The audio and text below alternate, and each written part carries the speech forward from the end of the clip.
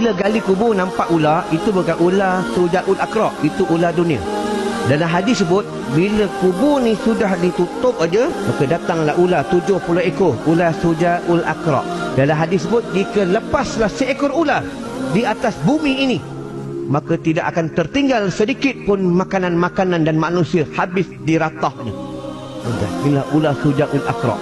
Dia mematuk, membelit, muazab bagi siapa? Bagi umat Rasulullah yang meringankan solat dan melewat-lewatkan solat tanpa uzur syarak, dan yang tinggi dan tak semayang. Dan bagi umat Rasulullah yang membenci ulama, yang menghina ulama, yang memaki ulama. Dan orang-orang bagi umat Rasulullah yang tidak mengeluarkan zakat. Zakat fitrah ke, zakat meh ke, zakat simpanan ke, zakat perniagaan ke. Ini ular Sujaul Aqra. Bila masuk dia bagi salam. Assalamualaikum ya ahlan nar. Dia bagi salam.